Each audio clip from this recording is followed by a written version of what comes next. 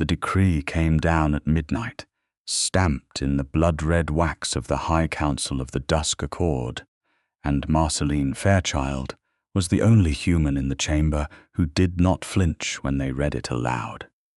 Lord Orsino Gravesend, of the line of Gravesend, sovereign of the Obsidian Court, is hereby declared a relic of the old world. His seat upon the Dusk Accord Council is dissolved. His blood laws are revoked. His court is stripped of recognition. He is afforded 48 hours to vacate the Velthary spire or be met with the full force of the dissolution edict. The silence that followed was the kind that had weight. It pressed against Marcelline's ribs like a hand trying to crush her lungs.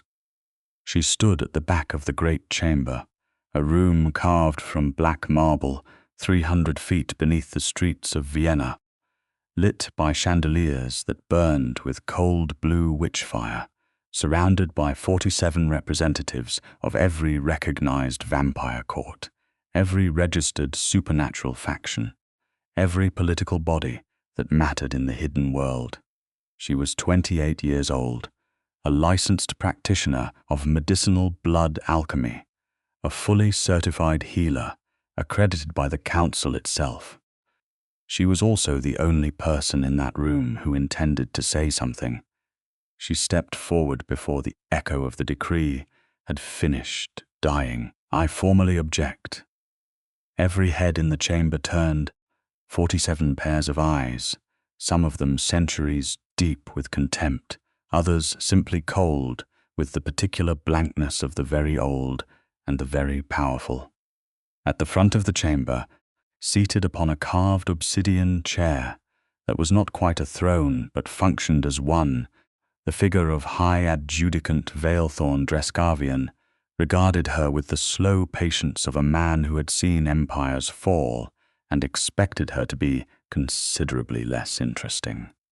"Healer Fairchild," he said, his voice carrying the kind of quiet that made everyone in the room lean slightly forward to hear it. "You have guest status in this chamber. You do not have speaking rights. Then grant them to me," she said, "because what you just read is not a legal decree.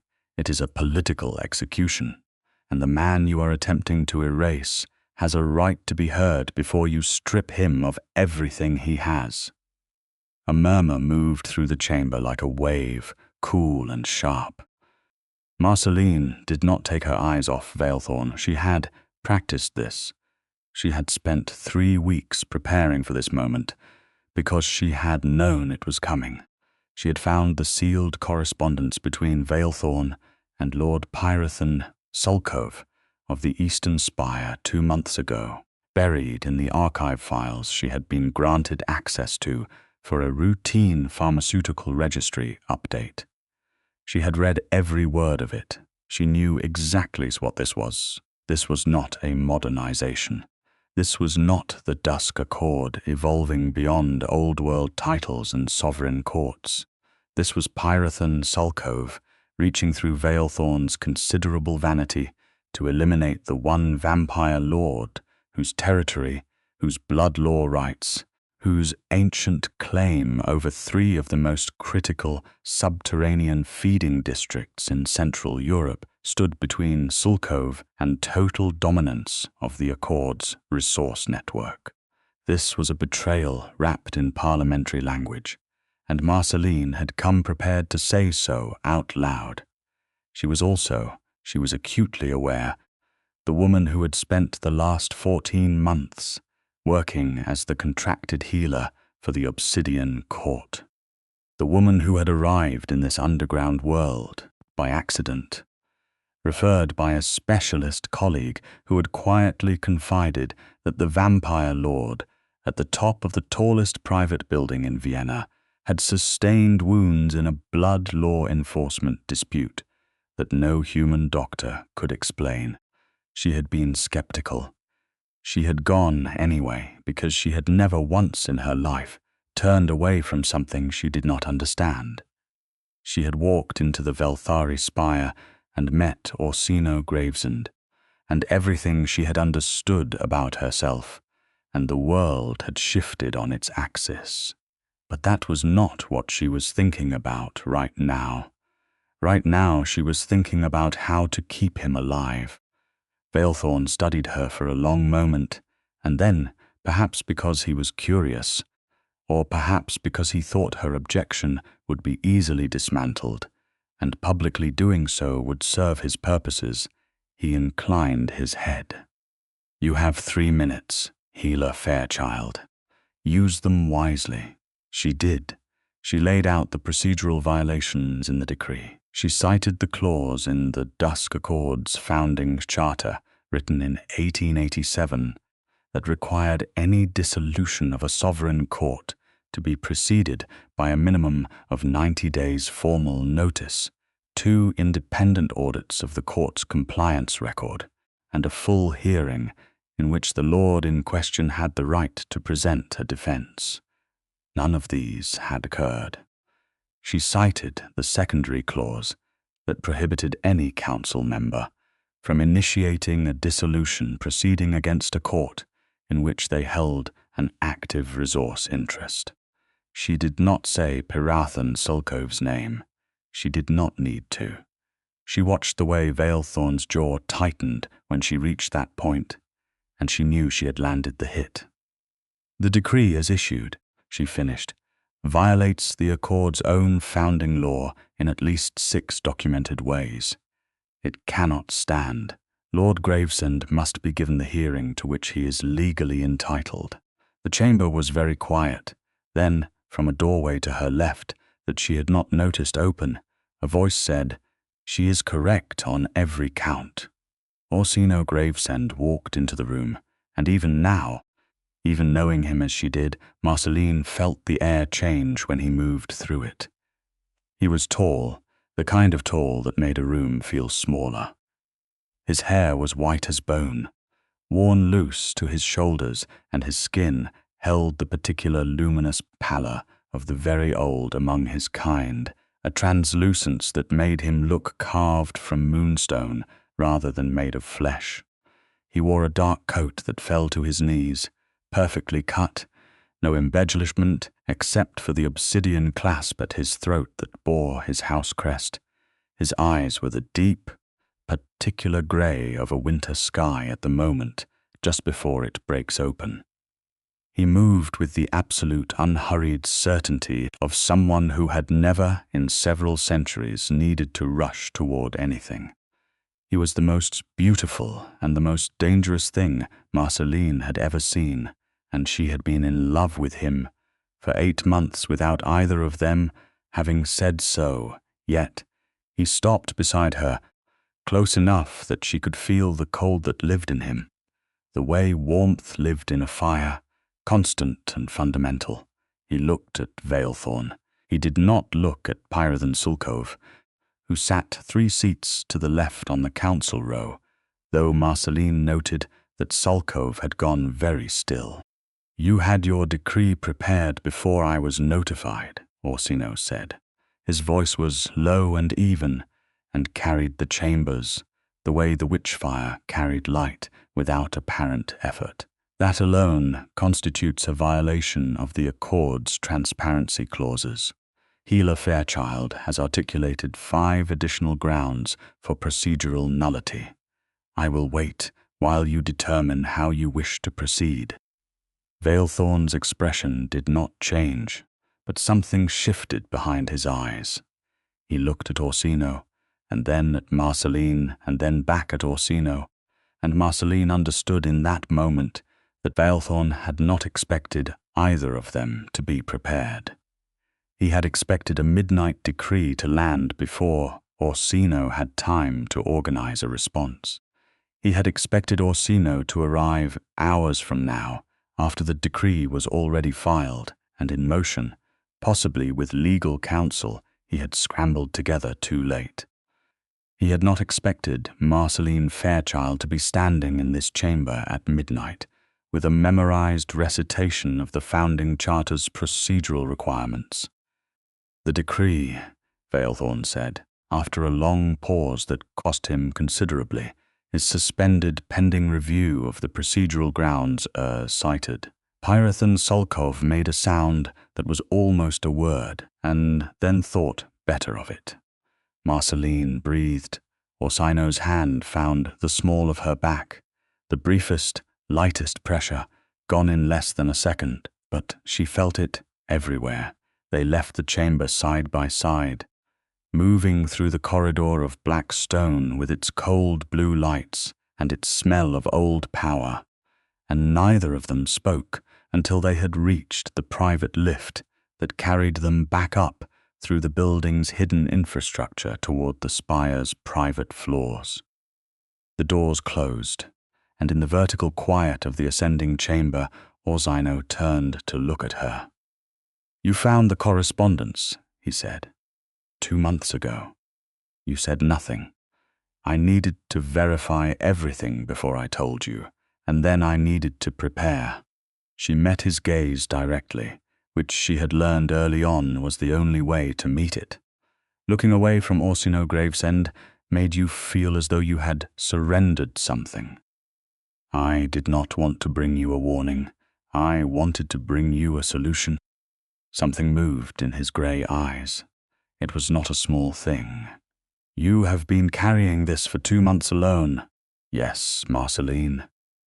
Her name in his voice was always different from how it sounded anywhere else. He said it as though it had weight and texture, as though he had learned its every syllable individually. "You could have been in danger the moment you found that correspondence. If Sulkov had known you had access to those files. He didn't know. I was careful. He is 300 years old, and he has survived by knowing things he should not know. And I am 28 years old, and I have survived by being considerably more careful than people expect me to be," she said. "I am not fragile, Orsino. I have never asked you to treat me as though I am." The lift reached the 63rd floor of the Velthari spire, and the doors opened onto the private reception hall of the Obsidian Court, all dark wood and cold fire and the accumulated weight of 7 centuries of Gravesend power. Orsino stepped out of the lift and did not move away from her. "I know you are not fragile," he said quietly. "That has never been my concern. My concern is that you are mortal, and the people who want to use you against me understand that in ways they would not hesitate to act upon. Then let's make sure we resolve this before they can," she said. He looked at her for a long moment in the way he sometimes did, as though he was calculating the distance between what he wanted to say and what he had decided to allow himself to say. "You have 48 hours, she continued, pulling herself back to the practical because it was the safest place. Even suspended, the decree gave a timeline. We need to use the review period to build the full procedural case. I have everything documented, but we need someone with standing to present it to the Accord's legal body. That means finding a counsel advocate who is not aligned with Sulkov. Threnova Valkis, Orsino says it without hesitation. She sits on the Western Court. She has no resource overlap with Sulkov's holdings, and she dislikes him enormously for reasons that predate the current politics by at least a century. Can you reach her tonight? I can reach her in the next hour. Then do that. I'll start organizing the documentation package. She moved toward the long study table along the west wall of the reception hall, where she had left her work satchel earlier in the evening, expecting to return to it under very different circumstances. She pulled out her laptop and a thick paper folder that looked absurd in a room this ancient and was entirely necessary. I'll need a full list of the court's compliance records for the last decade, the resort's district agreements, and any correspondence that establishes Sulkov's financial interest in the dissolution. She heard him move behind her, heard his footsteps stop close behind where she stood. Marcelline. She turned. He was closer than she had expected, though she should have expected it. He was always precise about distance, always exactly as close as the conversation required, and right now he was close enough that she had to tilt her chin slightly to look at him. "Why?" he asked. It was a single word, but it carried a great deal of weight. "You are a healer. You are contracted through the end of the calendar year. You have no obligation to walk into an accord chamber at midnight on behalf of a political dispute that has nothing to do with medicine." "It has everything to do with medicines," she said. "You are my patient. I have not had an injury in 4 months. Preventive care is also medicine." She held his gaze. "And you know that is not the real answer." "I know," he agreed. "I am asking for the real one."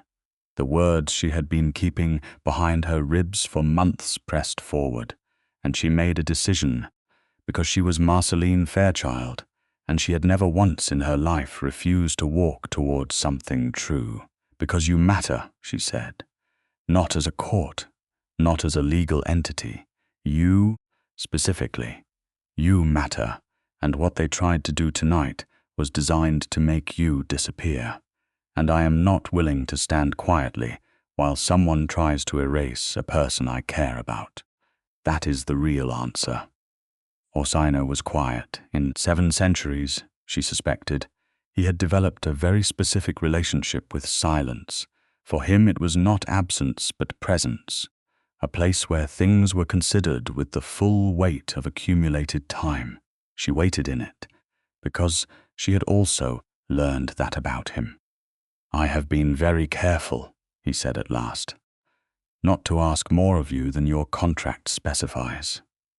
I have noticed it was not indifference, it was the opposite of indifference." She felt the warmth that moved through her despite his constant cold. "I know you are human," he said, not as an objection, as a statement of fact delivered with care. "You are a vampire," she replied with equal care. "We have both been aware of these facts for 14 months. They have not yet made anything impossible." Something shifted in his expression, something she had seen occasionally in small moments, a loosening of the extraordinary self-possession that he wore like a second coat, and beneath it, something raw and ancient and very carefully tended. "We need to contact Threnova Valkis," he said. "We do," she agreed, "and organize the documentation." "Yes, and then," he said quietly, "we are going to have a different conversation." She turned back to her work and said, "Yes, we are." The next 14 hours were a siege of a different kind. Threnova Valkis arrived at the spire at 2 in the morning, which for a vampire of her age was the equivalent of a prompt lunchtime meeting. She was angular and silver-haired, and had the eyes of someone who had practiced law across 3 centuries and found human political theatre mildly amusing by comparison. She reviewed Marcelline's documentation with a speed that suggested either vampiric cognition or extremely good reading glasses, and at the end of it she looked across the table at Orsino with an expression that was close to respect. "Your healer is thorough," she said. "She is," Orsino agreed, with something in his voice that made Threnova glance at him, and then at Marcelline, and then back at the documents with a small, private expression that she did not entirely conceal. "The procedural case is solid," Threnova said.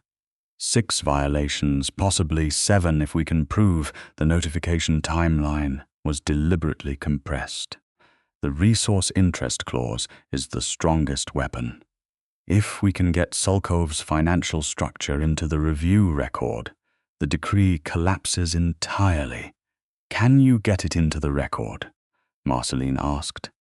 "Sulkov has been careful, but careful people always have one seam they failed to close. I know where to look." Threnova gathered the documents.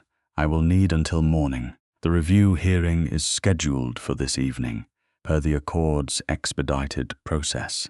That gives us approximately 16 hours.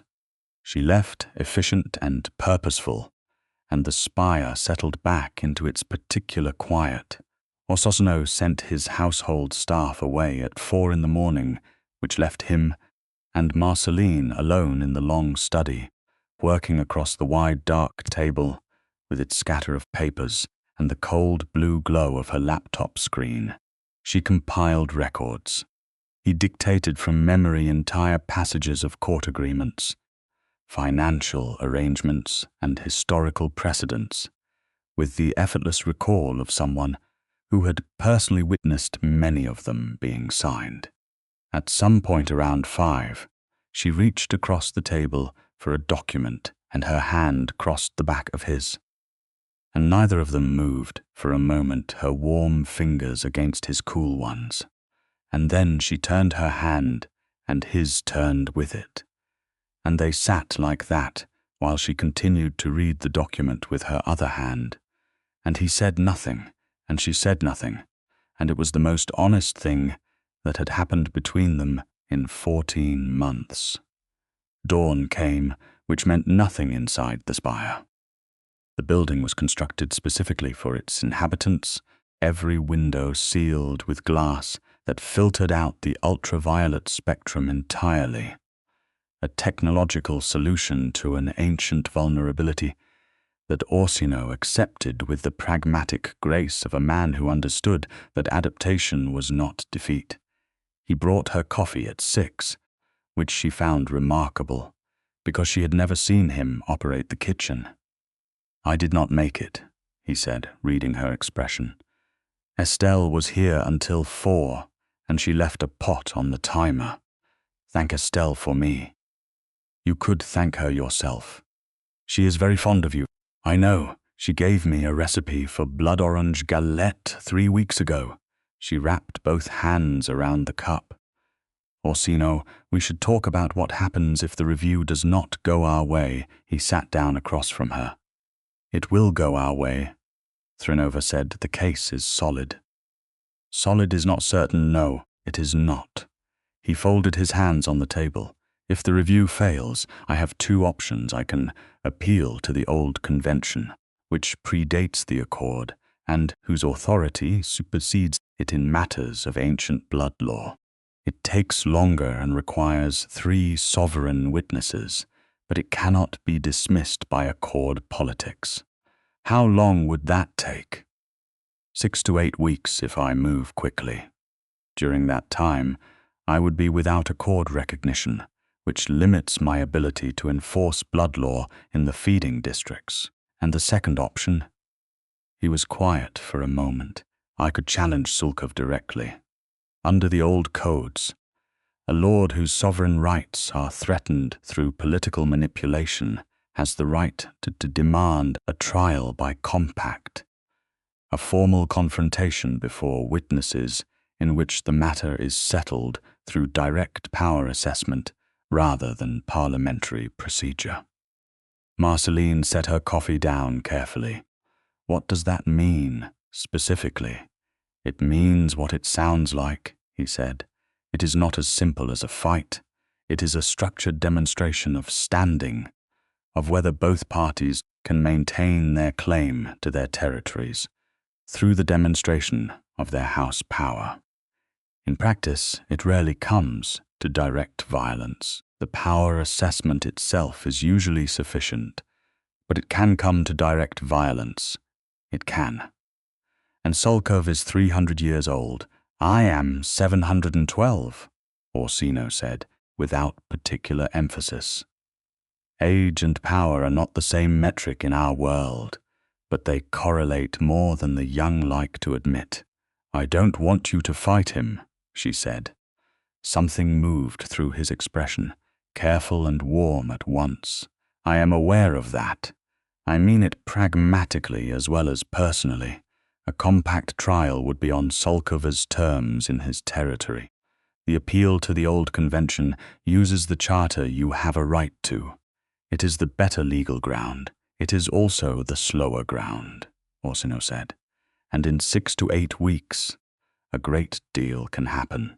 She looked at him steadily. I will still be here in 6 to 8 weeks, Marcelline. My contract runs through the end of the year. I am aware that is not what you are referencing. I am telling you that regardless of what the contract says, I will still be here. She held his gaze. I am not going to leave because things got complicated. The fact that things are complicated is precisely why I am staying. He looked at her across the table in the early morning light of a sealed room. And she saw it again, that opening in him, that place where the centuries of careful distance thinned. You are the most singular person I have encountered in a very long time, he said. I am going to take that as a compliment. It is the highest compliment I know how to give. The review hearing was scheduled for 9 that evening in the Accord's secondary chamber, a smaller room than the great hall, but no less weighted with old authority. Marcelline dressed carefully, because she had learned that in the vampire world, appearance was a form of language, and she intended to be read correctly. She wore charcoal grey, precise cut, no frills, the kind of professional authority that did not need to announce itself loudly. She pinned her dark hair back, and she gathered her documentation, and she stood in the entry hall of the spire's private floor, while Orsino came down the corridor toward her, and she thought, not for the first time, that there was no other creature in any world that moved quite the way he did. He stopped. He looked at her with that particular steady regard. Are you ready? He asked. I have been ready since 2 months ago, she said. Let's go. Threnova was already in the secondary chamber when they arrived, accompanied by 2 assistants who were clearly experienced at moving documents rapidly. She met Orsino's eyes and gave a small, decisive nod that Marcelline interpreted as good news. She was correct. Threnova had found the seam, Pirith and Sulkov, for all his 3 centuries of careful maneuvering, had made a single structural error 8 years ago when he had arranged a resource interest in the Velthari district's northern feeding corridor through a shell entity, registered under a different faction name. The registration was obscure enough to have survived 8 years of routine review, but Threnova had pulled the original filing and matched the administrative signatory to Sulkov's personal court secretary, whose name appeared in 14 other documents directly tied to Sulkov's holdings. The resource interest was documented. The conflict with the dissolution proceeding he had initiated was absolute. The review hearing took 3 hours. Vailthorn presided with the expression of a man who had realized he had been used as a tool and was calculating how best to manage the consequences. Pirathan Sulkov sat in the respondent's position and said very little, which Marcelline noted was probably his best possible strategy, because everything he might have said would have made his position worse. Threnova presented the case with the clean, unembellished precision of someone who had argued in courts that made this chamber look modest. She was, Marcelline thought, extraordinary to watch. When the formal deliberation concluded and Vailthorn read the finding, his voice was admirably level given the circumstances. The dissolution decree issued against Lord Orsino Gravesend of the Obsidian Court is hereby declared procedurally void and of no legal effect. Lord Gravesend's standing within the Dusk Accord is fully restored. The resource interest conflict documented by Advocate Valkis is referred to the Accord's disciplinary panel for formal review of Lord Sulkov's conduct in the initiation of this proceeding. Sulkov stood and left the chamber without a word. Several people watched him go with expressions that suggested they understood this was not finished. Marcelline exhaled slowly through her nose and permitted herself the small luxury of relief. Orsino, standing beside her, said nothing until Valethorn had closed the proceeding and the chamber had begun to empty. Then he turned to her, and what she saw in his face was not triumph. It was something quieter and more serious, and directed entirely at her. "I need to tell you something," he said. "All right." He looked briefly at the thinning room around them, then back at her. "Not here. Come back to the spire." They walked through the underground corridors in the particular companionable silence that she had come to think of as theirs, the kind that did not need to be filled, and took the private lift back up through the building's hidden architecture, and returned to the study where they had spent the previous night, building a case that had just succeeded. The cold blue lights were still on. Her coffee cup from that morning was still on the table, which felt oddly domestic for a room in a 7-century-old court. Orsino stood by the window, which showed him nothing but the filtered version of the Vienna night, the safe light that cost nothing and revealed the city below without risk. He was quiet in the way that meant he was choosing words deliberately. "I have maintained a careful distance from you," he said. "I told myself it was ethical. You were contracted to this court. The power differential between a vampire lord and a human healer is significant regardless of how capable the healer is, and you are the most capable person I have worked with in 100 years. I told myself that using the personal authority of my position to encourage something more than your professional commitment would be a form of pressure you should not have to manage. I am aware you told yourself that," she said. "I told myself similar things from my side of the equation." He turned from the window. "What did you tell yourself?" "That it would complicate the contract, that you were a patient, and that complicated ethical questions about power in professional relationships were questions I took seriously. That I was not certain what you felt, and I was not willing to risk the working relationship and your trust in me as a healer by assuming something that might not be mutual." She held his gaze.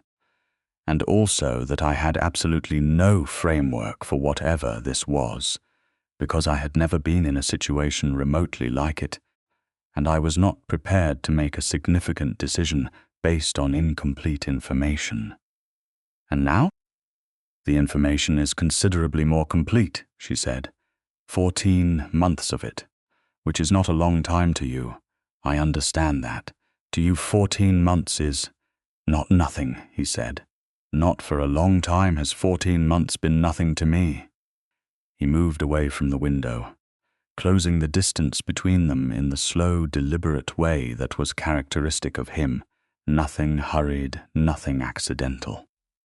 When I first saw you, you walked into my rooms with a medical case and a list of questions, and you looked at me the way no one has looked at me in a very long time. How did I look at you? Like I was a person, he said. Not a title, not a power, not something to be afraid of or useful to. A person with a medical situation that required your professional attention. He stopped in front of her. You were the first individual in many years to speak to me in the present tense. She understood what he meant. The court world spoke to him in terms of history, of legacy, of ancient right, and old bloodlines and the accumulated significance of centuries. She had spoken to him about his current injury, his current pain, what was happening in his body right now and what could be done about it. She had treated him in the present tense because it was the only tense she worked in. The court tonight, he continued, tried to declare me a relic. They tried to put me in the past tense. He looked at her steadily. You stood up in that chamber and refused to let them. You are not a relic, she said. You are very much in the present tense. My present tense, specifically, Marcelline her name again, that way he had with it, weighted and specific. I have been in love with you for 8 months, and I have not said so, because I was afraid of what it meant for you, what it would cost you. The people who came after me tonight will not stop, because the decree was voided. Sulkov will face a disciplinary panel, and he will be diminished by it, but diminished men are sometimes more dangerous than powerful ones. My world is not safe for you. It has never been safe for you. And knowing that you were already at risk because of your associations with my court Orsino. She stepped forward and put her hand on his chest, over the place where, in a human, a heart would be making itself known through urgency and motion. His was quiet, it always was, but he was not, she had learned, heartless, quite the opposite. I understand the danger. I am not ignorant of it, and I would not thank you for treating me as though I were. I walked into this world with my eyes open, and I have kept them open. I know what being in your life means. I know what it costs. She looked up at him. I am telling you that I have weighed it, and my answer is yes. His hand came up and covered hers, cool and careful, his long fingers curling around hers on his chest. You cannot become what I am, he said. There are blood laws against the forced turn of a human. Even a willing turn is subject to accord approval, a process that takes years and is not guaranteed. I cannot offer you. I know you cannot offer me immortality on a timeline I can plan for, she said. I am a healer. I have a very practical relationship with mortality, and I am not afraid of it. I do not need forever. I need now. She held his gaze. I need this, whatever this is between you and me, in the present. That is what I need. He was quiet for a long time, longer than humans were ever quiet, the kind of stillness that came from absolute consideration. You are asking me, he said slowly, to love you while knowing I will eventually lose you.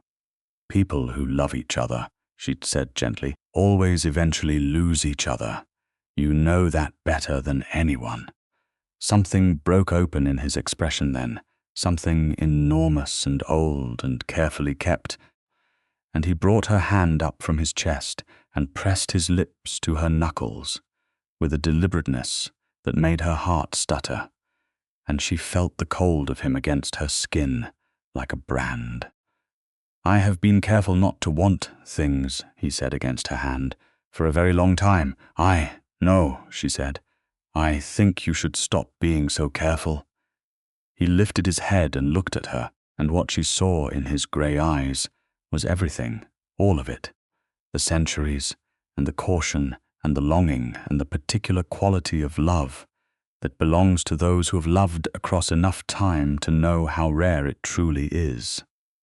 Marcelline Fairchild, he said, you walked into my court 14 months ago, and you have not left. I am asking you now, not as a contracted healer, not as a professional obligation, but as yourself, to stay. Orsino Gravesend, she said. I intend to. He kissed her then, which was not quite like anything she had expected, and yet was entirely like him, deliberate and certain, cool and then warming, an ancient patience meeting a human heat, and she put her hands on either side of his face and held on.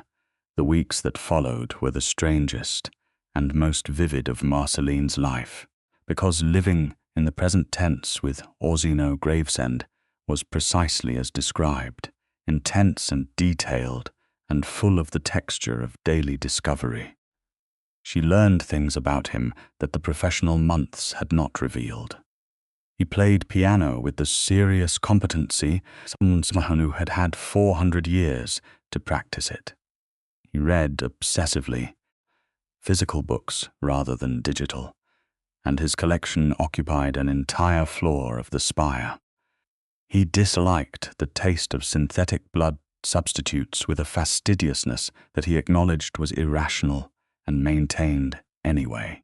He was protective in a way that was specific and thoughtful, rather than generic, not hovering, not restricting, but present, attentive, always aware of where she was and what she might need without making it feel like surveillance. He told her once, when she observed this directly, that awareness of the people important to him was instinctive, that 7 centuries of navigating dangerous courts had made threat assessment automatic, and the distinction between threat assessment and care had blurred in ways he was still learning to separate. She told him that she did not mind the care, only the assumption that it needed to conceal itself. He considered this and stopped concealing it, which meant that small things began to happen openly. He would arrive at the study with her coffee before she thought to ask for it. He rerouted the household staff's morning schedule so that the lower corridor was quieter on the mornings when she had worked late.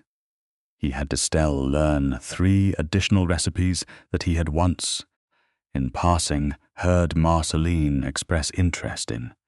He also, without making any particular announcement of it, began attending to her security with an intensity that she was aware of and did not protest, because she was smart enough to understand that the Sulkov situation was not resolved simply because the decree was voided. She was right. 6 weeks after the review hearing, Pirathan Sulkov received his disciplinary finding from the Accord's panel.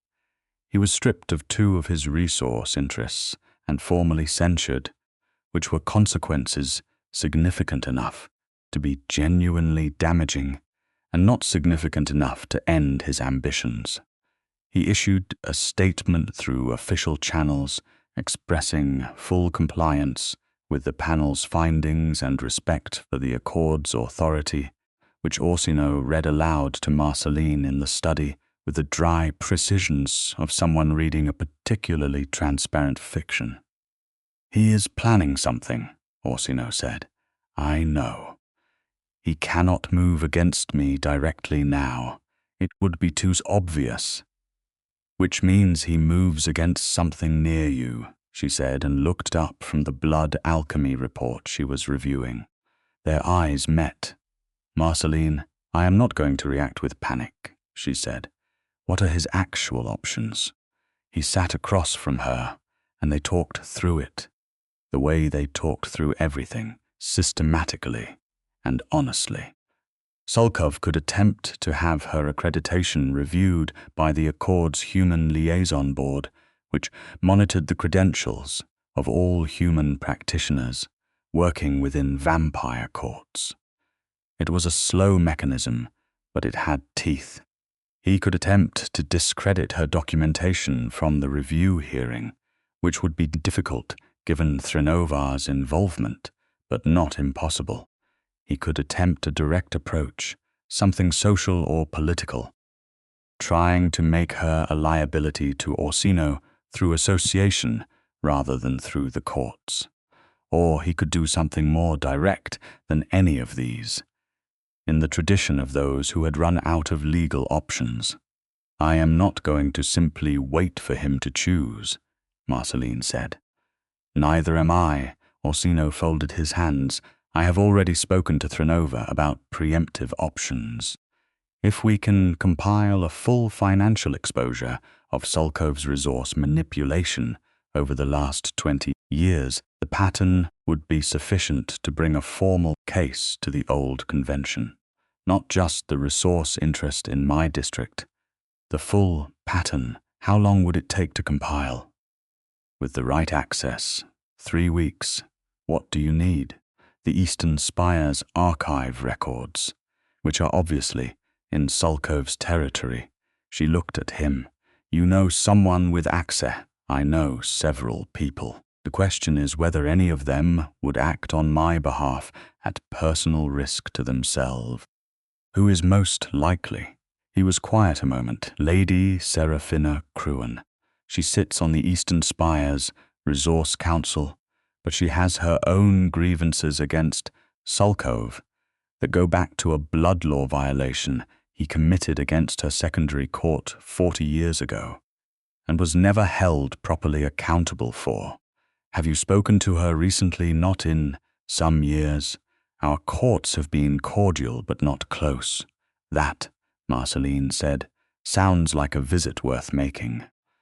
Lady Seraphina Cruin received them in her private estate on the outskirts of Salzburg, a property that looked, from the road, like an exceptionally well-maintained 19th-century manor, and was, beneath its upper floors, a remarkably sophisticated network of sealed chambers, cold storage, and the kind of quiet operational infrastructure that suggested a court that had survived through careful preparation rather than political alliance. Seraphina herself was small and silver-pale, with close-cropped white hair and eyes the color of deep amber. She told them without particular drama, 430 years old, and she was not in the habit of receiving visitors at short notice.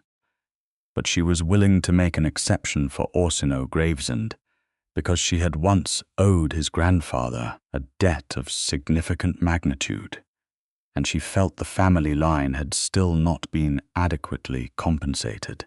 She also looked at Marcelline with the particular assessing quality that very old vampires, directed at humans in the vampire world, not hostile, but comprehensive, as though she was reading something from the particular way Marcelline held herself. "You are the healer," Seraphina said. "Yes, Marcelline Fairchild, the one who stopped the decree. I raised the procedural challenge. The legal case was Advocate Valkis's work." Seraphina made a small sound that was not quite dismissive, but suggested she was unimpressed by the modesty. "Veilthorn had a plan, and you walked into his chamber at midnight and dismantled it before he could set it in motion. You know what he told 3 of his council members after the suspension was issued? I do not. He said she knew exactly how many pages to turn to find exactly the clause she needed, and she did not look at her notes once. Seraphina's amber eyes were warm with something that was almost amusement. He was shaken. That was his word. Veilthorn, who has not been shaken by anything in 2 centuries, was shaken by a human healer with a memorized founding charter. Orsino said nothing, but Marcelline was aware of him in the particular way she was often aware of him, the contained satisfaction in his stillness. "I will help you," Seraphina said. "Not simply because of the family debt, though I honor that.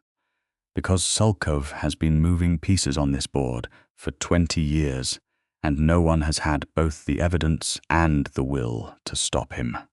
If you are building a case for the old convention, I can give you archive access, and I can give you something better." She paused. "I have a signed record of the blood law violation against my secondary court. It was sealed by Sulkov's people before it could reach the Accord. I have kept the original. It is, under old convention law, still an active grievance." The silence in Seraphina's drawing room had the quality of something that had just shifted permanently. Combined with the financial exposure, Orsino said slowly, "It would not simply be a disciplinary case, eh?" "No," Seraphina agreed. "It would be a full removal proceeding. There are only 3 instances in the Accord's history of a vampire lord being subject to full removal. And in all 3 cases, the individual in question lost their court recognition permanently." She looked at them both. "That is what I am offering you. If you can build the financial exposure in 3 weeks, I will add the blood law violation, and we bring the full case together." "That makes you a target as well," Marcelline said directly. Seraphina smiled, which was very slightly unsettling and also quite genuine. "I am 430 years old, young healer. I have been a target before. I am also considerably more difficult to remove than Sulkov imagines."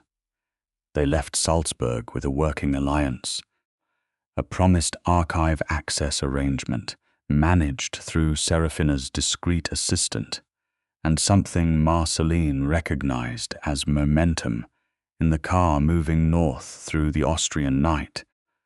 Orsino reached across the center console and took her hand without preamble, the way he had begun to do things since they had stopped pretending there was a distance to maintain. She turned her hand palm up and laced her fingers with his. "This is going to work," she said. "It is," he agreed. "You are not entirely surprised that Serafina agreed." "I hoped," he said. "I did not assume." "Hoping without assuming," she said. "That is very careful of you." "I have been trying," he said, with a warmth in his voice that she felt in her chest, "to be less careful." She leaned her head back against the seat and watched the dark Austrian landscape pass through the window and kept hold of his hand, and thought that this, specifically this, was what she had meant when she had told him she needed the present tense. Not the grand moments, the ordinary, extraordinary ones. The ones that happened between the crises. The 3 weeks they had estimated became 4, because Sulkov was, as Orsino had noted, a man who had survived 3 centuries by knowing things he should not. He became aware that something was moving against him when the archive access requests appeared in the Eastern Spire's administrative system, and he responded by locking down 3 critical sections of the financial records behind emergency sealing orders that were, technically, within his authority as Spire Lord.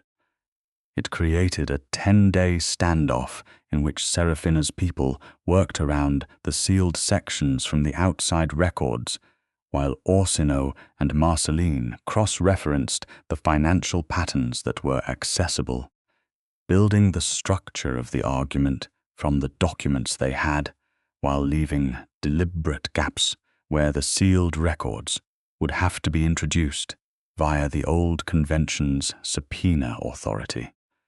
It was during this period that Sulkov made his direct move. Marcelline was leaving a medical accreditation renewal meeting in the Accord's Human Liaison Office, which was located above ground in a discreet professional building in Vienna's 3rd district, 3 blocks from the Opera House. She stepped out onto the street into the late afternoon light, which was cool and golden and entirely normal, and a man she did not recognize was standing beside the building's entrance. She registered him as a concern before she registered why. Something in the way he was positioned, the particular quality of his stillness. "Healer Fairchild," he said. He was young, or appeared young, and he smelled faintly of the particular cold that she had come to associate with vampires. "Lord Sulkov extends his professional regards and asks whether you have considered the complications that continued association with the Gravesend court might create for your accreditation status." It was a threat. It was delivered in the language of professional concern, and it was a threat. Marcelline looked at him steadily. "Lord Sulkov should address any concerns about my accreditation to the Liaison Board's formal review process. That is the appropriate channel." She held his gaze. "Please convey to Lord Sulkov that I am fully aware of the appropriate channels, and I am not concerned about his familiarity with them." She walked past him. Her hands were steady. Her heart was hammering. She made it to the next street before she pulled out her phone. Orsino answered before the first ring had finished. "Something happened," he said. "Not a question.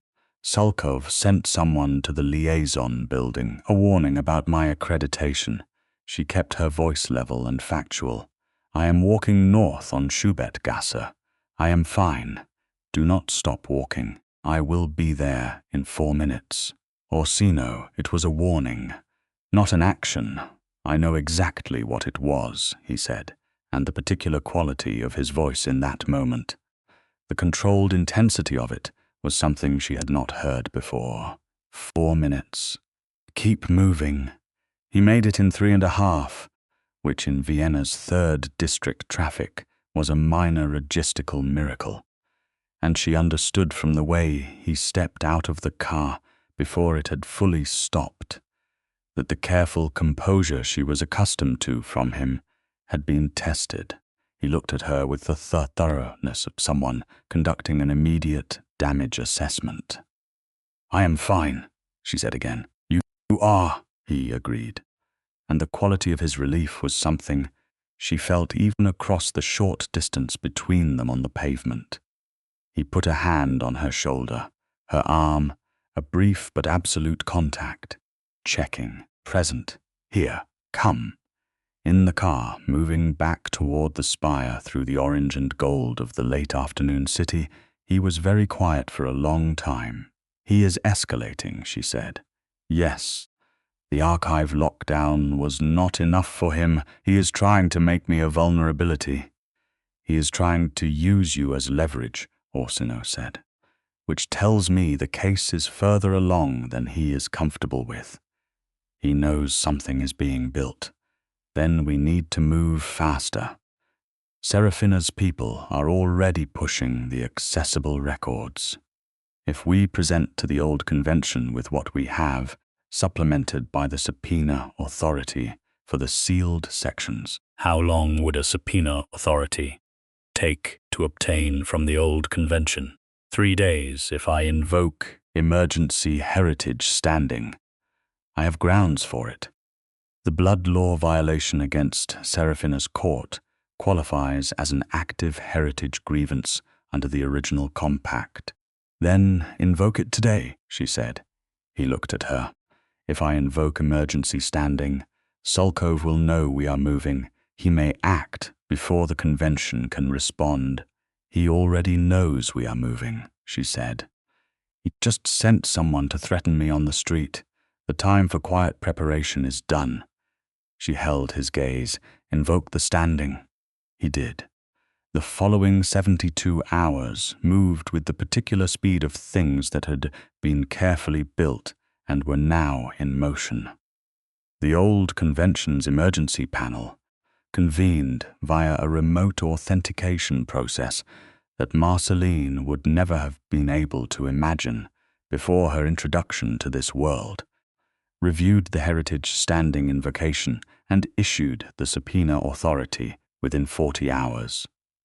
Sulkov's sealing orders were overridden by the convention's direct authority, which superseded the Accord's administrative framework by 800 years of precedent. The sealed records came through in a flood. What they contained was worse than what they had anticipated, which was saying something, because they had anticipated quite a lot. Sulkov's financial manipulation of the resource network was not limited to the Velthari district.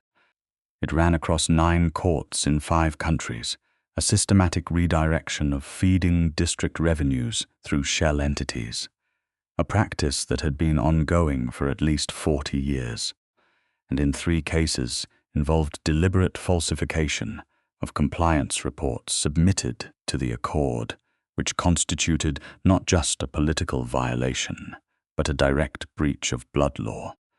The blood law violation against Serafina's court, when added to the financial record, completed a picture of a man who had been operating outside the law of his own world for 4 decades, while sitting on the council that enforced it. The old convention convened a full hearing 2 weeks later, and this time Pirathan Sulkov did not have the benefit of a political ally managing the proceeding. The convention's 3 primary adjudicants were among the oldest active judicial authorities in the vampire world, individuals who had been practicing law since before the Dusk Accord had been written, and they regarded Sulkov's record with the particular displeasure of those who took the old codes very seriously. Marcelline sat in the hearing chamber, which was not beneath Vienna, but beneath a city considerably older, in a room she had been given specific permission to attend as a documented contributor to the case's development. Serafina sat beside her, composed and precise. Threnova Valkis, who had been brought in again as advocate of record, presented the consolidated case over 2 hours with the systematic thoroughness that Marcelline had come to associate with her best work. Orsino sat across the chamber at the Accord respondents' table, not as a defendant this time, but as the initiating lord whose heritage standing had triggered the proceeding. He was composed in the way that she understood now was not coldness but depth, the particular stillness of someone paying absolute attention. He looked at her once, across the chamber, and in that look she saw everything they had built in 14 months and everything that was still ahead of them. The convention's adjudicants deliberated for 3 hours. Pyrathon Sulcove was stripped of his court recognition entirely, his resource interests redistributed under convention supervision, and his name entered in the old convention's formal record of blood law violations, which was among those who knew what it meant, the vampire world's equivalent of permanent institutional disgrace. He accepted the finding with the expression of a man calculating what came next, which concerned Marcelline for approximately 20 minutes until Serafina, who had been watching him with the patience of 4 centuries, leaned over and said quietly, "He has nowhere to go. A finding in the convention's formal record closes every door. His own court will not protect him now. It is over, and it was walking out of that chamber and back into the world above, where the Vienna night was clear and cold and smelled of November." Marcelline paused on the steps and let herself feel it. For a moment, the full weight of it finished, the relief of the tension unwinding. Orsino stopped beside her. They stood there for a moment in the night air, and then he turned to her and took her face gently in both of his hands, which were cool and certain and there, and looked at her. "You did this," he said. "We did this," she said. "You found the correspondence. You walked into that chamber at midnight. You argued for my right to be heard. You insisted on the appeal. You were outside a building on Schubertgasse, and you called me because you needed to, not because you were afraid to, and you gave me the information I needed to move." He held her gaze with everything he had. "You are extraordinary, Marcelline Fairchild. You are the most extraordinary persons I have ever known, and I have known a very long time's worth of people. You are," she said, slightly unsteady in the best possible way, "considerably better at this than you think you are. I have had a good teacher." She laughed, which turned into something softer, and he kissed her there on the steps, with the cold November air moving around them and the old city overhead, and she put her arms around him and held on to the fact of him, solid and ancient and present, and hers. The months that followed were the beginning of a life that neither of them had fully been able to imagine before it started existing. Marcelline renewed her contract with the Obsidian Court, which was no longer a professional consideration, but a formal acknowledgement of a reality they had already established. She also took on a secondary role with the Accord's Human Liaison Board, specifically in the area of medical accreditation for practitioners working within vampire courts, which gave her institutional standing in her own right, and which she had been asked to consider after the review hearing by an Accord official who had watched her argue charter law at midnight and thought she might be useful. She was very useful. She always had been. Orsino's position within the Dusk Accord shifted in the wake of Sulcove's removal.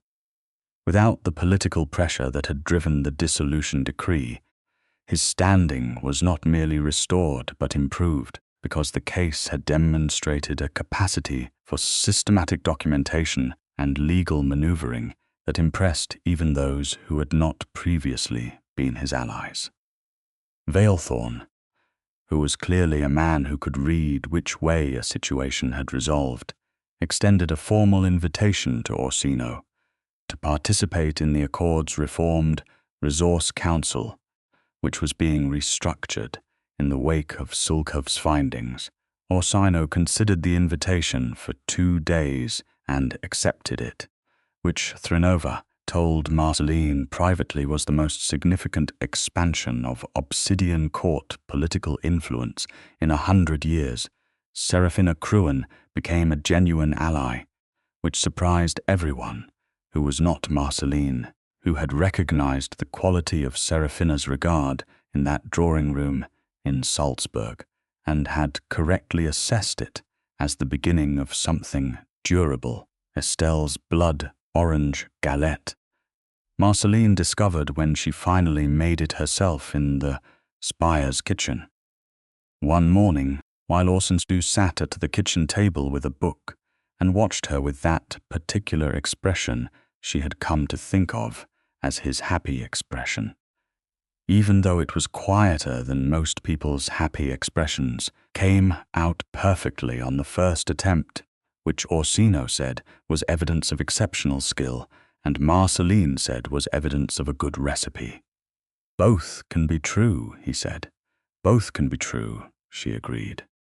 The question of her mortality came up properly about 6 months after Sulkov's removal, which was not the first time it had come up, but was the first time it came up between them as something to actively discuss rather than quietly acknowledge. She brought it up herself, because she always brought things up herself, sitting in the study in the late evening, with her work spread across the table and his book face down beside his coffee, which she had started keeping in the kitchen because it made Estelle less concerned about her caffeine intake. The Accord's willing turn process, she said. Tell me the actual timeline and requirements. He looked at her with the stillness that meant he was giving this his full attention. The process requires a formal application by both parties jointly, he said. It goes to a 3-member review panel. They assess the nature of the relationship, the human applicant's capacity for informed consent, the vampire applicant's standing and stability. The review period is a minimum of 2 years, but typically 3 to 5. If approved, the turn is performed under Accord supervision, and the new vampire is registered as a recognized member of the initiating court.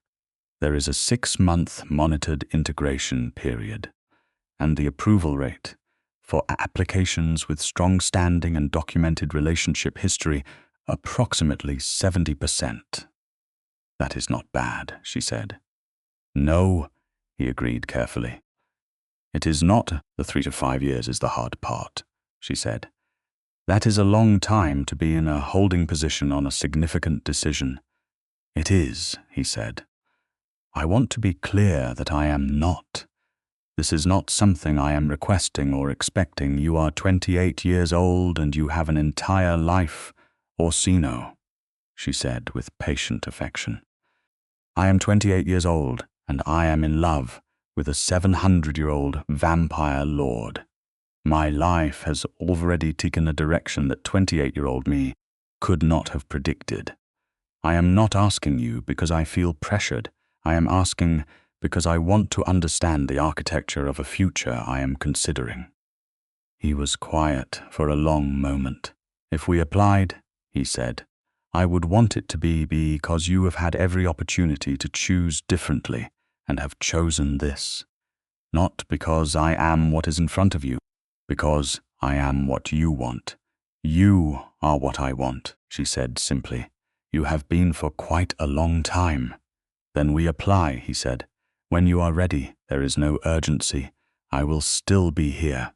I know you will. She smiled at him. That is rather the point.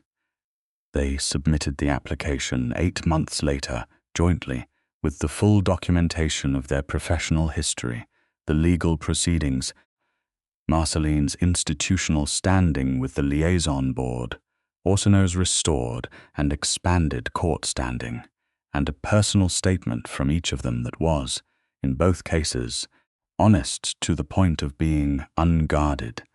The review panel took 22 months, which was on the shorter end of the minimum review period, and which Threnova, who had agreed to serve as the application's formal advocate, said was reflective of the exceptional quality of the documentation submitted. The panel approved the application. On the morning that Orsino brought the approval document to the study where she was working and put it on the table in front of her, Marcelline read it twice, looked up at him, and felt the particular weight of a future opening. "Well," she said. "Well," he agreed. 3 to 5 years of reviewing everything we have done," she said, "and they said yes. They said yes." She stood up and went to him and put her arms around him, and he held her with the certainty that was particular to him, encompassing and steady and thoroughly present, and she pressed her face against his chest and felt the quiet of him, the deep cool steadiness, and thought that she had made very good decisions for someone who had walked into a vampire court 14 months into their accredited medical career with a borrowed referral and no particular framework for what she was walking into. "I want to do the court announcement properly," he said against her hair, "if that is agreeable to you. A formal reception in the main conchamber. You deserve to be acknowledged properly in this world. I want Seraphina's seat." "There," she said, obviously, and Threnova. "She will complain about the event format and then stay until everyone else has left." "That sounds exactly right." She tilted her head to look up at him. "Can Estelle make the blood-orange galette?" He made a sound that was unmistakably a laugh, which was still one of the best sounds she had encountered in this world. "I will ask her. She will be pleased." The formal reception was held in the Obsidian Court's main chamber 6 weeks later, which gave Marcelline exactly enough time to plan it to her satisfaction, while pretending she was not planning it, obsessively, a fiction that Estelle did not believe for a moment and supported unconditionally. The chamber was extraordinary that night. The dark walls hung with the Obsidian Court's deep banners, the witch-fire burning warm rather than cold at Marcelline's request, a request Orsino had passed to the household staff without question. Threnova arrived in a dramatic silver coat and immediately assessed the seating arrangement and rearranged 3 chairs, then declared the space acceptable. Seraphina arrived with 2 members of her own court and embraced Marcelline with the precision of someone who did not give embraces lightly and meant this one entirely. Veilthorn came, which surprised some people and did not surprise Marcelline, because she had spent 14 months learning to read the political landscape of this world, and she had correctly assessed Veilthorn as a man who, having chosen the wrong side in a proceeding, would understand the value of visible realignment.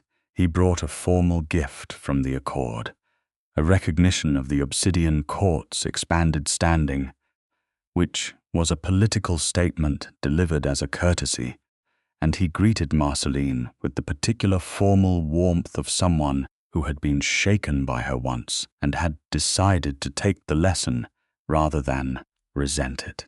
"You are not what I expected," he told her. "I have heard that before," she said pleasantly.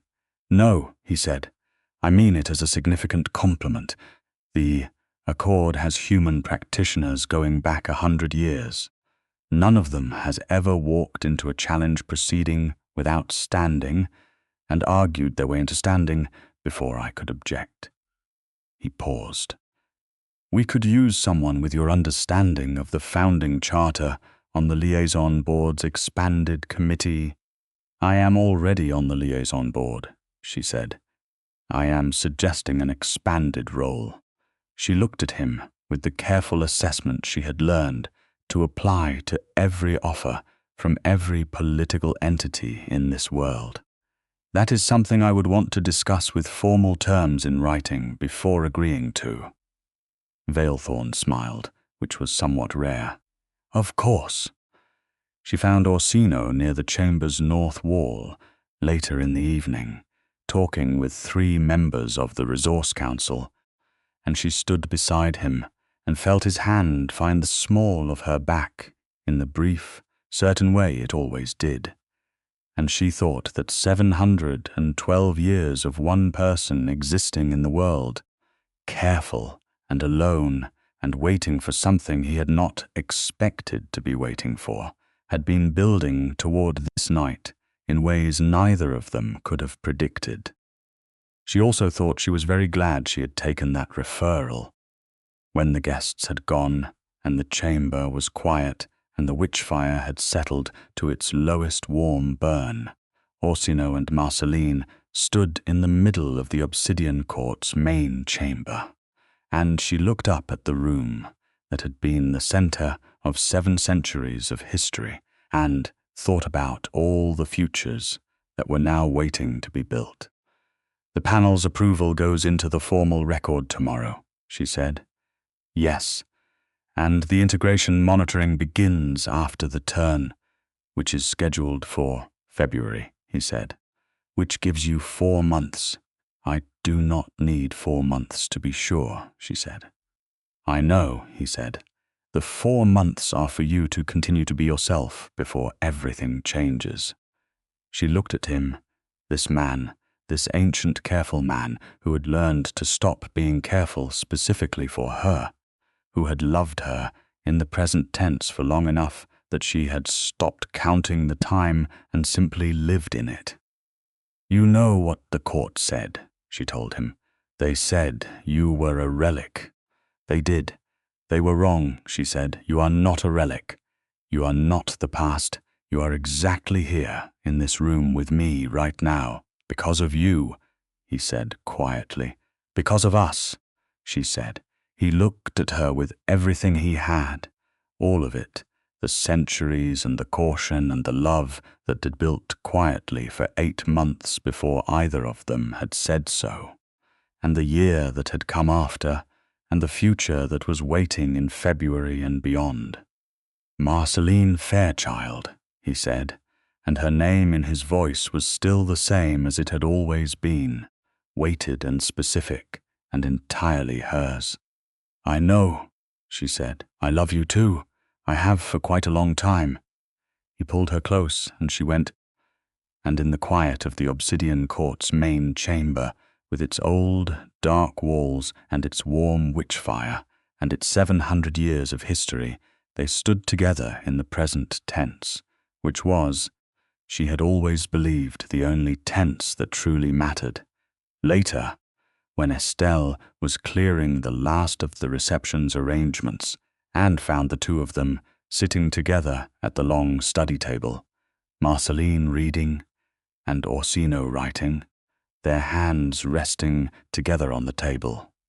Between them, in the easy particular way of people who have stopped needing to justify the contact, she said nothing. She simply set a fresh pot of coffee within reach and left them to it, which was, she would tell her own people later, the most hopeful thing she had seen in 30 years of working. For the Gravesend court, the coffee was still hot when Marcelline reached for it, without looking up from her work, and Orsino turned a page of his writing without looking up from his, and neither of them said anything, because they did not need to. They were here. They were both here in exactly the same present, and that was everything. The world above Vienna moved through its ordinary nights, unaware of the courts beneath it, the ancient politics, and the blood laws, and the old codes that held a hidden civilization together. unaware of the obsidian court's main chamber and the formal recognition it had just accorded to a human healer who had argued charter law at midnight and changed the course of a very old man's very long life, unaware of the fact that something the court had called a relic had turned out to be, by the accounting of the woman who knew him best, the most living thing she had ever encountered. She told him that in February, in the final hour before everything changed, standing in the supervised clinical space of the Accord's recognized turn facility, which was considerably less dramatic than she had imagined, and exactly as significant. He held her hands in both of his and looked at her with the full weight of 7 centuries and the full lightness of love. "Are you afraid?"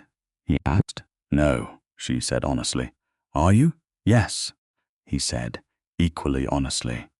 "Because the thing I am afraid of losing is about to become permanent, and that is more terrifying than any court or any decree or any 300-year-old political operator who ever tried to remove me from the board." He held her gaze. "I am afraid because I have wanted this for so long, and wanting things has historically been complicated for me." "It is going to be fine," she said. "And then we are going to go home." "Yes," he said. "We are." She squeezed his hands, and he held on, and the world shifted on its axis in a way that felt, from inside it, exactly like arriving. They went home to the spire, to the study, and the long table, and Estelle's coffee, and the cold blue lights, and the books on every floor, and the city moved around them in its ordinary night, and nothing was a relic, nothing was the past, and everything was now.